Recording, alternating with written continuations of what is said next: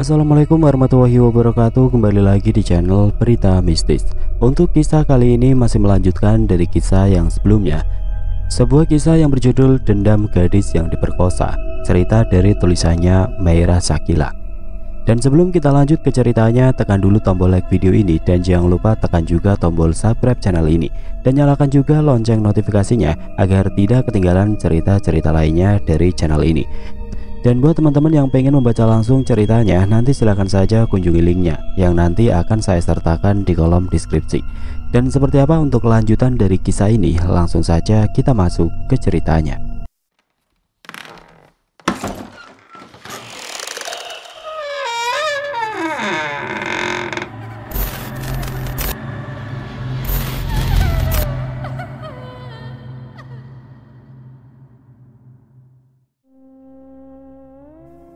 Winda tidak salah menduga jika orang yang telah menyakiti adiknya menimpa kecelakaan yang berupa sama. Selain Arjuna dan Tommy, Bambang pun kecelakaan dan mengalami luka yang parah. Mulai saat ini saudara Bambang menjadi tahanan, dan meski dia berada di rumah sakit, dia tetap berada dalam pengawasan kami, ujar polisi bernama Wisnu dan diangguki oleh Pak Joko. Mereka hanya terdiam dan menatap sendu para pria yang tengah menangis memohon iba pada orang tuanya. Kau akan merasakan lebih dari apa yang kamu lakukan terhadap adikku, ujar Winda dengan tatapan tajam pada sosok pria yang tengah berbalut kain perban. Winda dan ketiga polisi beranjak meninggalkan ruangan Bambang. Tanpa mengucapkan sepatah kata, Winda langsung pergi meninggalkan ketiga polisi yang tengah menjaga di depan kamar rawat Bambang. Dalam keadaan pikirannya yang gusar, tanpa sengaja Winda melihat Vika dan Alinda tengah duduk dengan raut wajah yang terlihat gelisah. Dengan hati penasaran, Winda mencoba mendekat. Vika, Alinda, kalian di sini? Sapa Winda dengan kening sedikit mengernyit. Winda, kamu di sini? Jawab Vika. Terlihat keterkejutan Alinda yang melihat kehadiran Winda. Iya, kamu ngapain di sini? Dengan wajah juteknya Winda bertanya, dengan melirik Alinda yang terlihat salah tingkah. Lagi nungguin Panji, Win. Panji kecelakaan. Sudah hampir 2 minggu dia koma dan keadaannya masih memburuk, saut Vika dengan wajah sendu. Lalu kamu ngapain di sini? Tanya Winda pada Alinda. Aku lagi. Dia nemenin aku karena Isma sibuk ngurusin kantor, jadi dia yang di sini menunggu, potong Vika dan membuat Winda semakin geram, namun mencoba menahannya. Oh, semoga cepat pulih ya dan tidak terjadi apa-apa. Jangan sampai menyusul Tommy, sinis Winda dengan tatapan penuh kebencian pada dua perempuan di hadapannya. Maksud kamu apa? Sentak Alinda. Aku lupa kalau ada pelakor di sini, tapi sepertinya takdir tidak berkehendak pada kamu deh. Ya semoga aja Areta juga memberi pelajaran untuk pengkhianat seperti kamu. Seketika wajah Alinda berubah. Setelah Winda mengucapkan nama Areta, raut ketakutan begitu kentara terlihat oleh Winda. Dan Alinda tidak mampu berucap karena takut dirinya berkata yang salah, sehingga membuat Winda semakin curiga. Sudah Winda, ini salah aku bukan salah dia. Tolong jika kamu hanya membuat keributan, lebih baik kamu pergi. Tanpa kamu suruh pun aku akan pergi. Winda pun melangkah pergi meninggalkan Vika dan Alinda yang masih menyimpan rasa khawatir. Vika takut Winda akan membalas kekecewaan adiknya, dan Alinda khawatir jika Winda akan mengetahui perbuatannya yang telah ikut andil dalam penculikan Areta.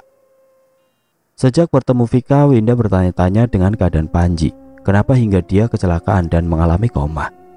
Yang Winda tahu, jika pasien hingga mengalami koma adalah terlalu parahnya kecelakaan, dan biasanya itu terjadi pada saat hati pikirannya sedang kacau. Jadi terjadilah kekurangan kesadaran, sehingga membuatnya semakin lemah dan semakin membuat kondisinya memburuk. Selama di perjalanan, Winda tidak mengeluarkan suara. Pikirannya dipenuhi banyak pertanyaan dan banyaknya hal yang terjadi sehingga membuatnya sedikit tertekan. Dalam waktu 1 jam, Winda telah sampai di halaman rumahnya.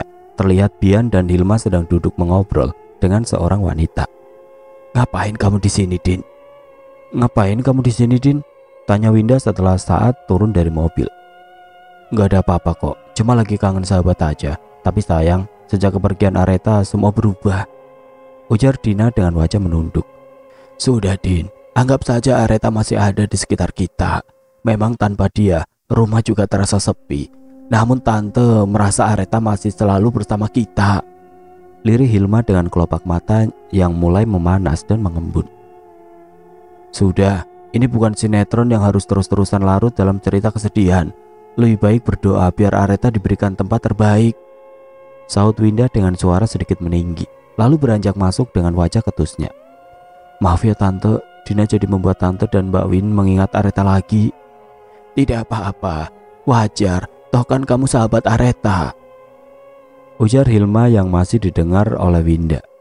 Kenapa ya, seperti ada yang aneh dengan Dina, dan tiap kali aku melihatnya, aku tidak sama sekali menyukainya, meski dia banyak diam, tapi seperti dia menyembunyikan sesuatu, batin Winda yang masih berdiri di balik pintu. Winda pun melangkah menuju kamarnya dengan perasaan dan banyak pertanyaan yang masih menjadi misteri. Ditambah yang terjadi seperti teka-teki yang sulit untuk dipecahkan. Dan semakin berusaha mengusut semakin sulit dan berbelit suasana dan keadaan. Cerita beralih dari sudut pandang Alinda. Sejak malam di mana aku telah berbagi rasa dengan Panji, aku pikir semua akan baik-baik saja dan berjalan seperti yang aku harapkan. Namun setelah malam itu rupanya Panji memaksaku untuk kembali ke kota, dan dengan terpaksa aku mengikutinya. Namun alih-alih akan mendapatkan dirinya, rupanya harapanku tidak seperti yang aku inginkan. Setelah sesampainya di rumah sakit, Panji malah berdebat dengan Vika sehingga membuatnya pergi meninggalkanku. Dan pada saat kembali, kondisinya sudah dalam keadaan yang sangat memprihatinkan. Bahkan sudah seminggu lebih dia belum juga terbangun dari komanya. Lin, suara seseorang membuatku tersentak dari lamunan. Iya mbak, jawabku. Rupanya Vika memanggil dan duduk di sampingku. Kamu dari tadi mbak panggil, kenapa? Jangan melamun terus. Alin hanya khawatir mbak sama Mas Panji. Sudah seminggu lebih ini dia belum juga sadar. Apa dokter tidak memberitahu sampai kapan dia akan koma? Entahlah, dokter hanya mengatakan bahwa kondisi Panji masih belum pulih. Dokter juga bilang keadaannya masih seperti ini karena perasaan Panji sebelumnya berada dalam kepedihan amat dalam. Namun mbak berharap ada kebaikan untuknya dan memberikan kesempatan. Vika menjeda ucapannya, lalu tarik nafas dan membuangnya dengan kasar. Mbak akan lakukan yang terbaik untuknya. Selama ini mbak belum bisa memberikan dia apapun, dan selalu dia yang memberikan mbak segalanya. Timpalnya lagi. Oh ya, jangan terlalu memikirkan ucapan Winda kemarin ya. Ini salah mbak, karena telah memaksakan Panji, ujarnya lagi dan lagi membuatku semakin sesak. Aku pikir Vika tidak akan berucap kata-kata yang seakan membuat hatiku merasa panas. Namun ternyata aku malah berada dalam jerat seperti ini. Iya mbak, gak apa-apa. Alin, boleh mbak bertanya? Ujar Vika dengan menatap tajam manik mataku. Tanya apa mbak? Apa benar kamu bersahabat dengan Areta? Apa Winda tidak berbohong dengan foto yang dia tunjukkan waktu itu? Itu adalah foto kamu bersama Areta, kekasih Panji. Ucap Vika yang semakin membuat aku merasa risih saat mendengar nama Areta.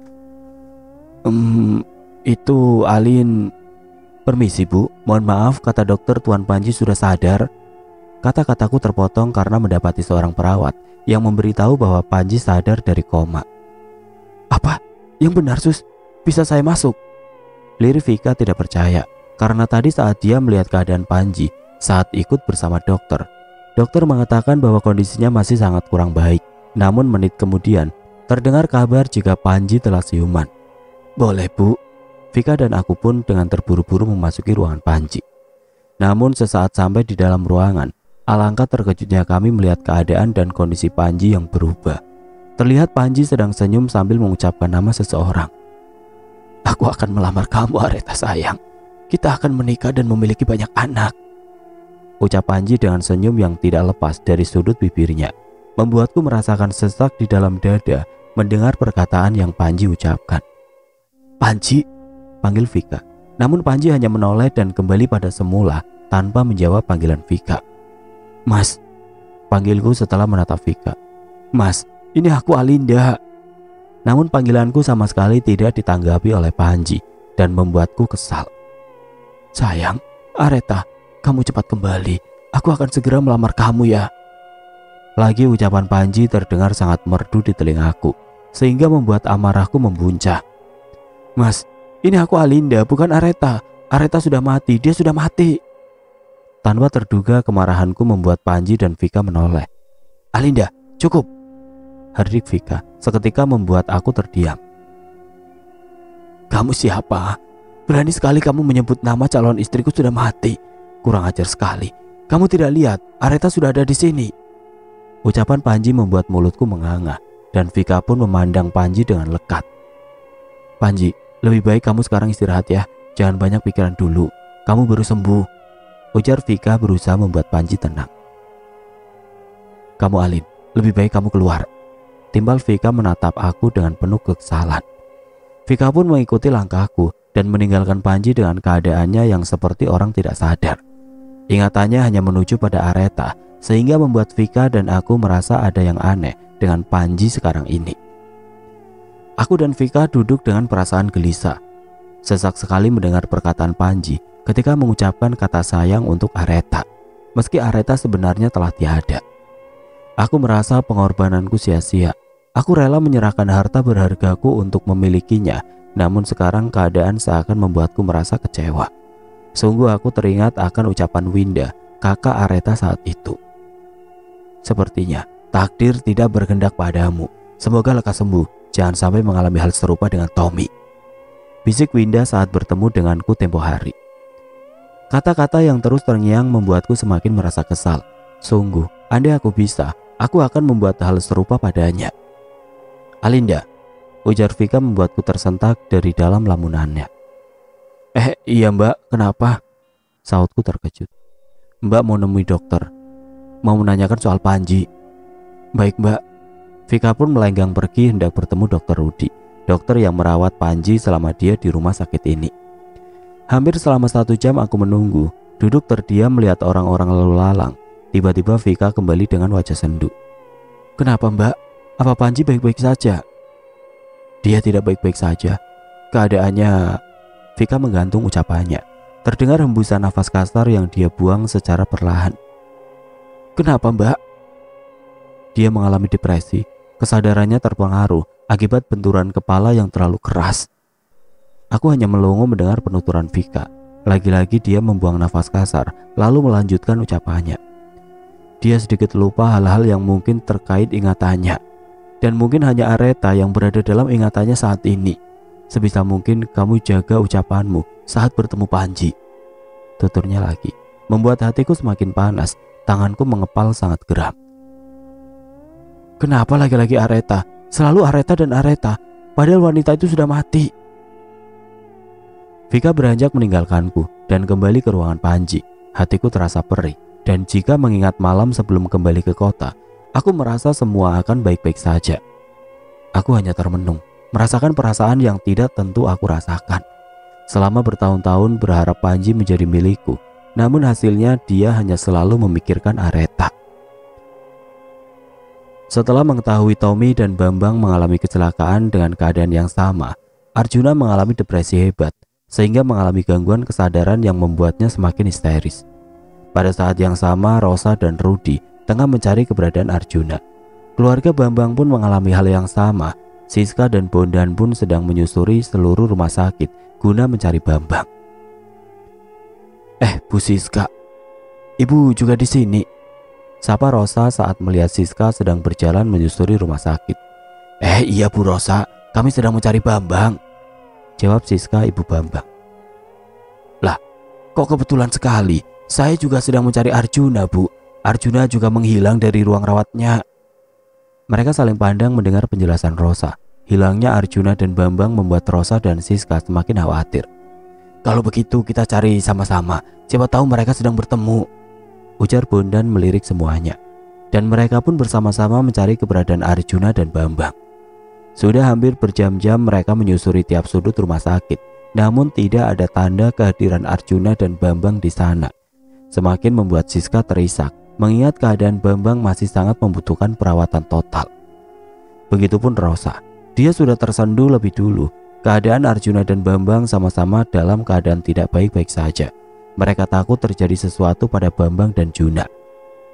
"Pak, gimana ini? Juna sama sekali tidak ditemukan," lirih Rosa di tengah isak tangisnya.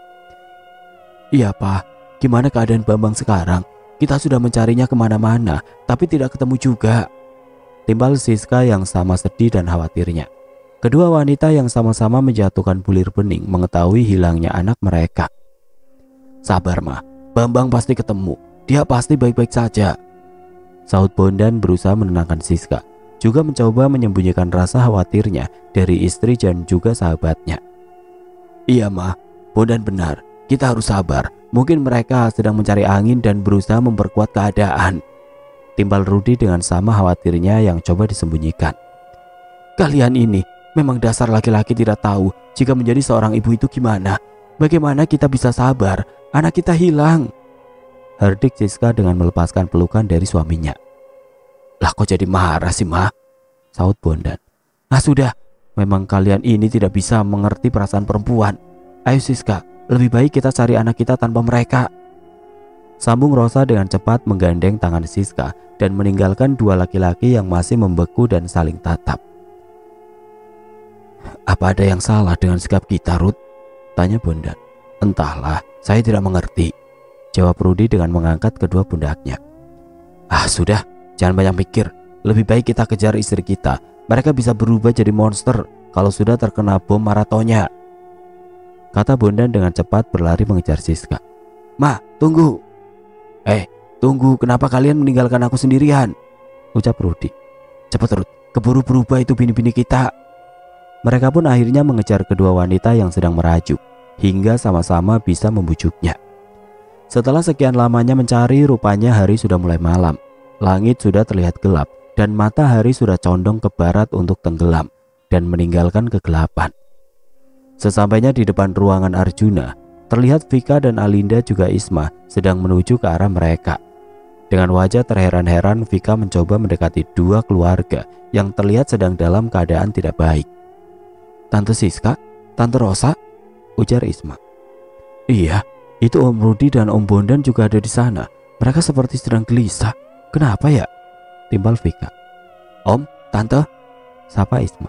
Nak Isma, nak Vika," sahut Rudi dengan senyum kecut. "Ada apa ini Om? Tumben kumpul begini." "Arjuna dan Bambang hilang, Vik," ujar Rosa dengan lantang lalu menangis sesegukan. "Ma, sabar." "Apa? Hilang? Hilang? Hilang gimana maksudnya, Tan?" tanya Vika. "Iya hilang. Sudah dari siang Tante dan Om mencari Arjuna dan Bambang, namun mereka tidak ada di mana-mana." Terlihat Isma, Vika dan Alinda saling lempar pandang. "Tante jangan ngada-ngada deh. Masa Juna hilang?" sangga Alinda. "Kalau tidak hilang, dia pergi kemana? Jam segini belum balik. Kalian kan tahu mereka sedang berada dalam keadaan kurang baik." Iya, tapi hilang kemana, Tan? Kok bisa?" "Iya Tante, emang selagi Juna di dalam ruangan, Tante dan Om tidak menemaninya.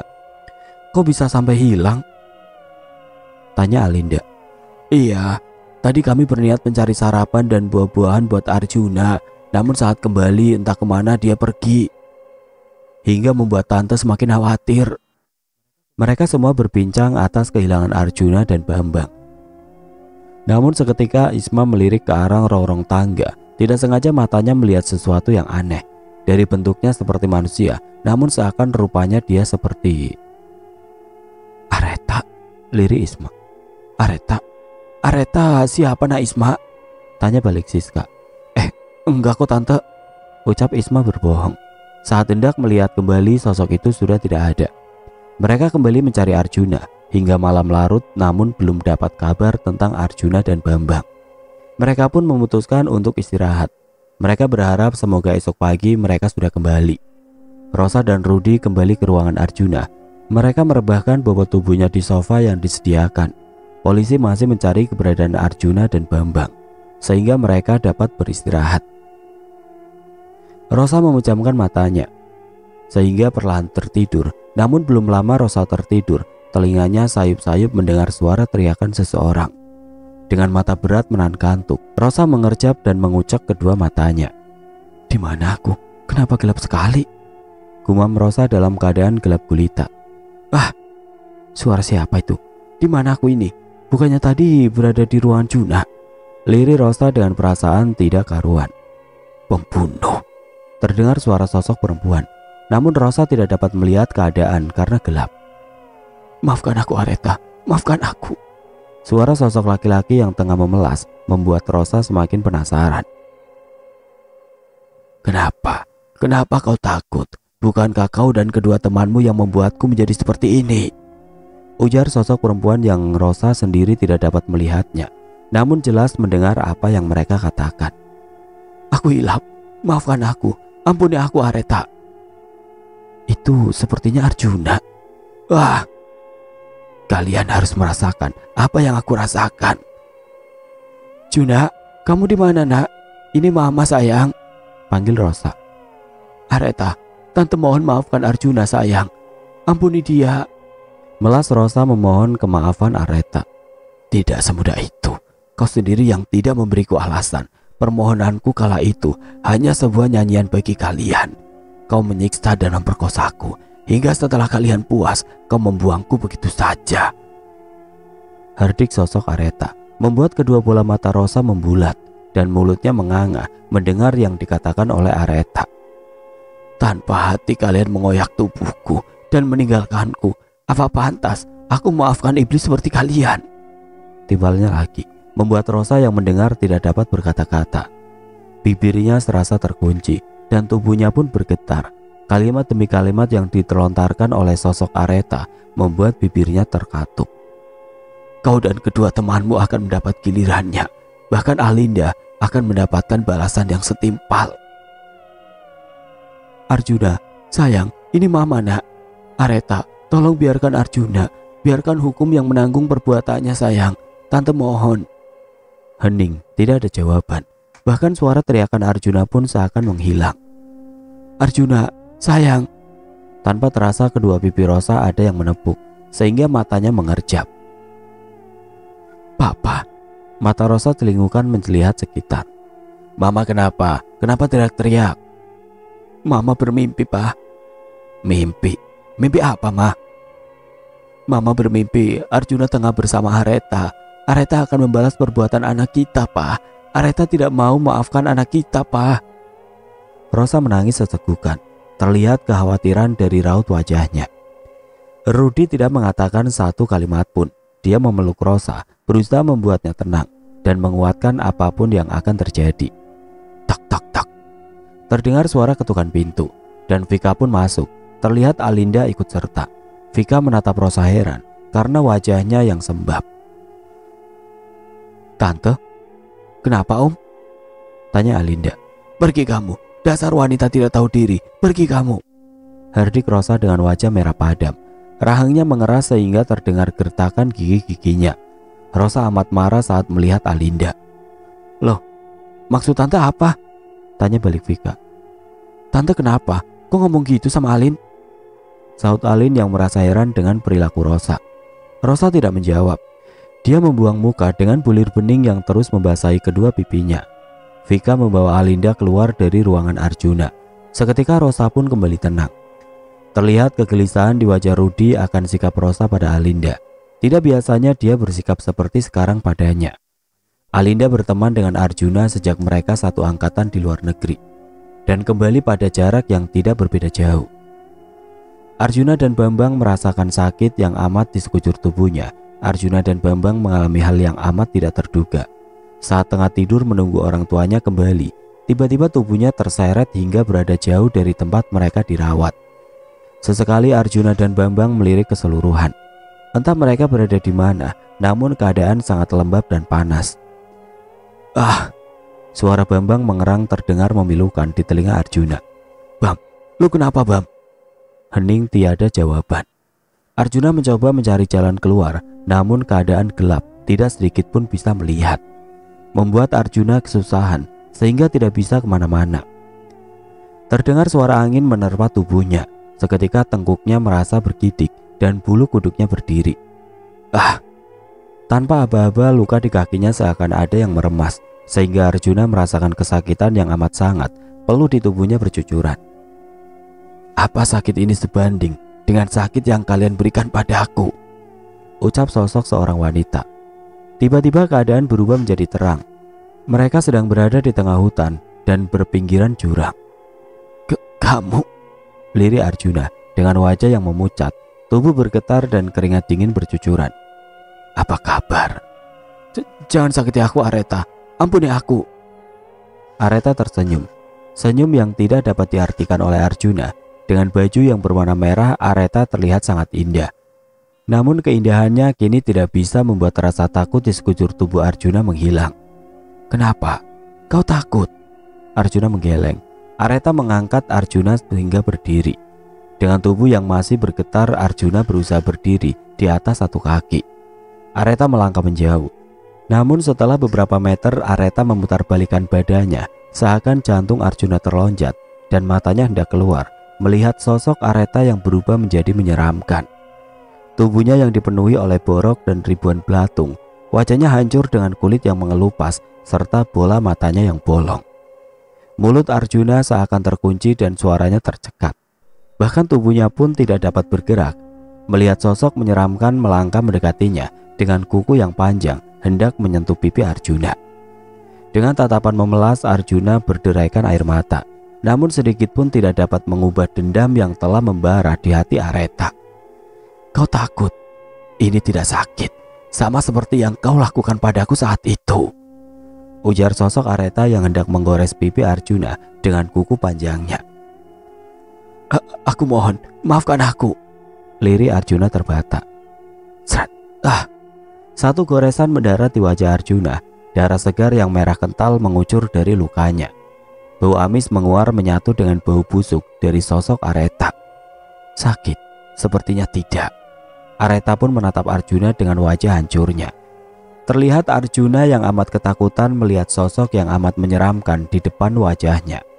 Bau busuk dan bau amis menyatu dan menusuk rongga hidung. Tangan Areta mencekal leher Arjuna. Dengan kuku tajamnya yang runcing, Areta terus menghunuskan kuku-kukunya.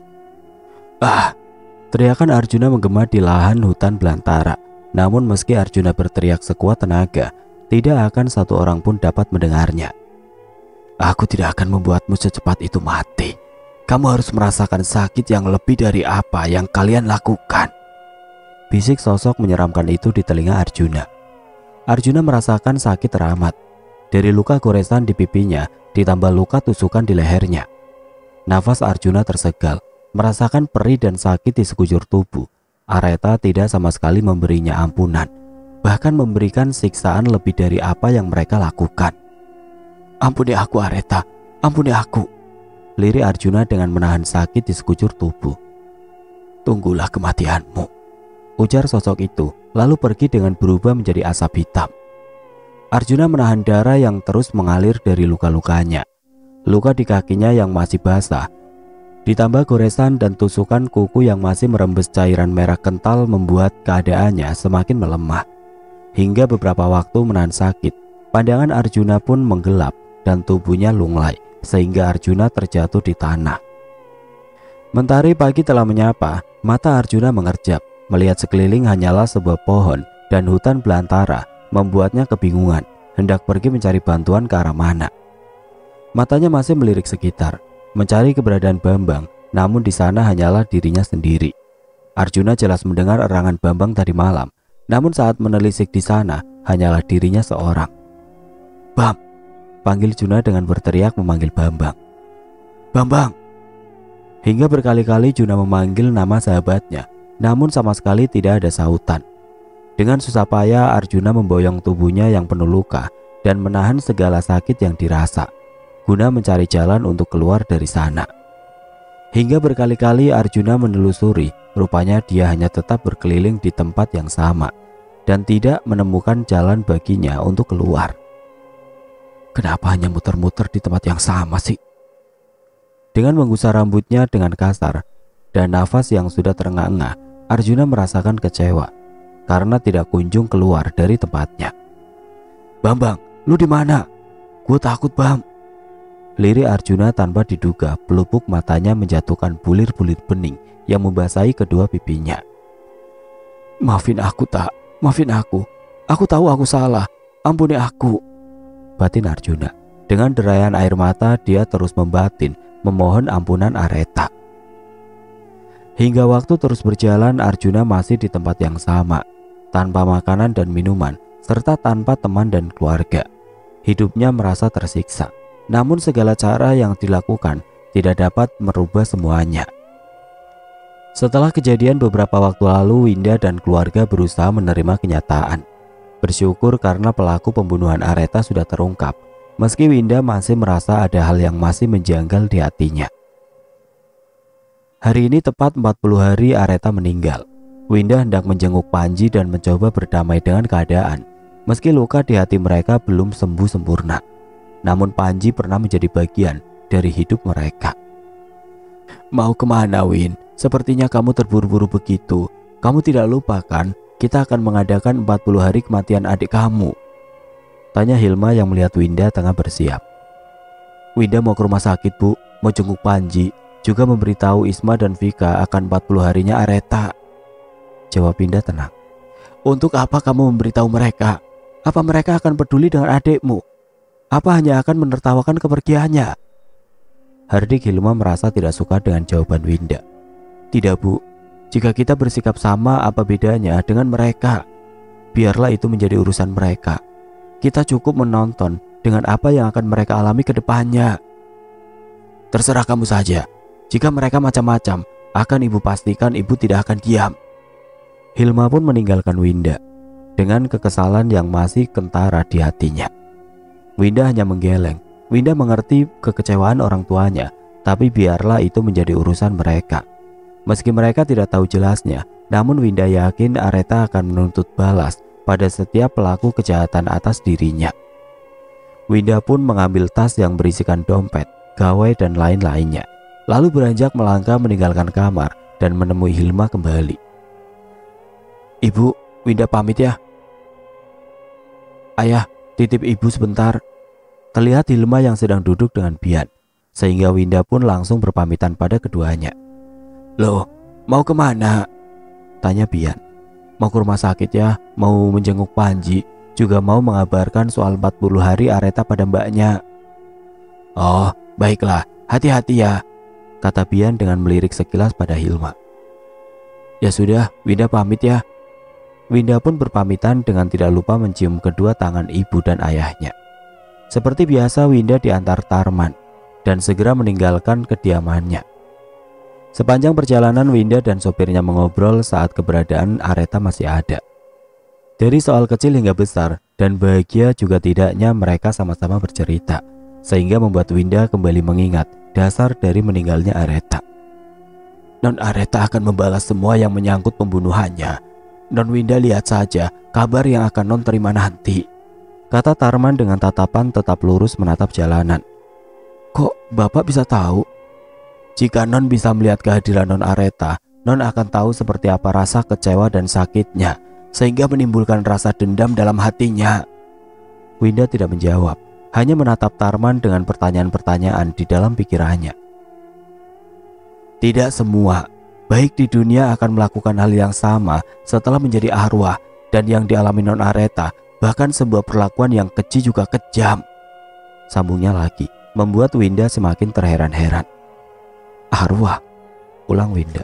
Iya, mungkin arwah non Aretha belum tenang, padahal kepergiannya sudah menginjak 40 hari.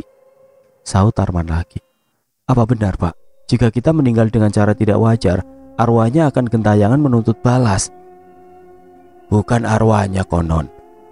Hanya yang saya tahu katanya, ibarat kita meninggal, yang masih ada dalam lingkungan kita itu jin korinnya. Selagi masih ada permasalahan yang belum tuntas, maka dia akan tetap tinggal hingga urusannya kelar. Jelas Tarman panjang lebar. Sepanjang perjalanan, Tarman mencoba menjelaskan perihal pembahasan yang sedang terjadi pada pelaku pembunuhan majikannya, membuat Winda semakin percaya bahwa jin korin Aretha tidak akan tinggal diam. Tidak berselang lama, mobil yang Winda tumpangi sudah sampai di depan gedung. Gedung yang bernuansa menyedihkan karena setiap orang berada di sana, mulai dari yang sehat, yang sakit, bahkan hingga yang meninggal juga melahirkan ada. Winda turun dari mobilnya dan meninggalkan Tarman yang menunggunya di sana. Dengan langkah yang santai, Winda menuju ruangan Panji. Namun lagi, kakinya terhenti melihat tangisan kedua perempuan yang seperti dikenalnya. Om, Tante, sapa Winda pada Rosa dan Rudi. Winda, Rudi menoleh mendengar suara seseorang menyapanya. Ada apa ini? Kenapa ramai seperti ini? Dan tante, kenapa dengannya? Tanya Winda dengan menelisik keadaan sekitar. Kami, Win, maafin tante, maafin anak tante, ampuni dia Win, tolong kembalikan Arjuna pada kami. Ucapan Rudy terpotong dengan Rosa yang bersujud dan memohon ampunan pada Winda agar Juna kembali. Maksud tante apa? Apa maksudnya kembalikan Arjuna? Bukannya Arjuna dirawat dan jaga di sini? Winda menautkan alis dan bertanya-tanya dengan ucapan Rosa.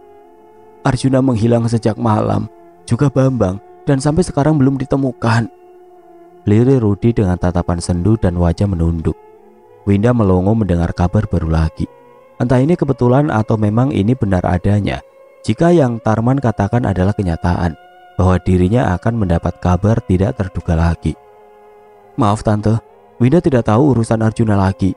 Winda sudah memberikannya pada hukum. Jika Arjuna hilang, mungkin ada hal lain yang harus menuntaskan urusannya. Dan itu bukan Winda atau keluarga Winda. Ujar Winda dengan wajah datar. Winda masih merasakan sakit dan kecewa atas perbuatan Arjuna. Sehingga Winda tidak dapat menghentikan yang terjadi.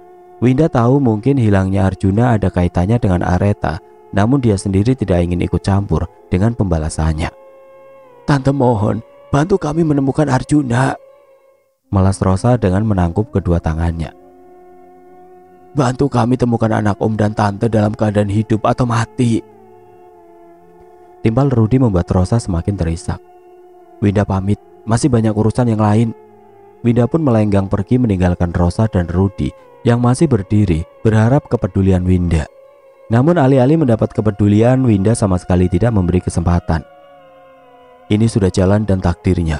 Sejauh mana berlari dia akan tetap datang mengejarnya. Gumam Winda. Dengan langkah gontai Winda berusaha tenang dan tetap berpikir dengan benar tentang apa yang terjadi. Beberapa menit berjalan, rupanya dia telah berada di depan ruangan Panji. Namun saat hendak mengetuk pintu, pendengarannya tiba-tiba dikejutkan dengan suara seseorang yang tengah beradu mulut di dalam sana. Sudah Lalin, kamu tenang, keadaan Panji belum pulih. Kamu harusnya membantu penyembuhan Panji, bukan malah membuat keadaan semakin runyam seperti ini. Suara Vika terdengar jelas oleh Winda dari balik pintu yang terbuka, memberikan celah. Aku capek mbak, dari sejak Panji sadar, hanya nama Areta yang terus disebutnya. Aku ini tunangannya mbak, bukan Areta perempuan yang sudah mati itu. Saut Alinda tidak mau kalah, ucapannya terdengar jelas oleh Winda, membuat Winda mengepalkan tangan, namun tetap berusaha ditahannya. Plak. Sebuah tamparan mendarat di pipi kanan Alinda. Isma tidak terima dengan ucapan Alinda tentang Areta, sehingga membuatnya tidak mampu menahan amarahnya. Jangan pernah sekalipun mulutmu digunakan untuk menyebut nama Areta, karena sama sekali mulut kotormu itu tidak pantas menyebutnya. Hardik Isma dengan tangan terus menunjuk wajah Alinda, dan tanpa mereka sadari, Winda melihat kejadian yang sedang mereka tayangkan. Winda tersenyum sinis. Melihat Alinda tengah berada dalam keadaan terpojok, Winda akan melihat sampai mana Alinda bertahan dalam keadaan yang sekarang mereka tunjukkan. Pertunjukan yang sangat bagus, dan aku penonton pertama yang melihatnya. Batin Winda dengan senyum yang tidak lepas dari bibir ranumnya. Oke teman-teman, sampai di sini dulu ceritanya. Nantikan kelanjutan kisah ini di video berikutnya. Agar tidak ketinggalan, klik tombol subscribe channel ini dan nyalakan lonceng notifikasinya. Wassalamualaikum warahmatullahi wabarakatuh.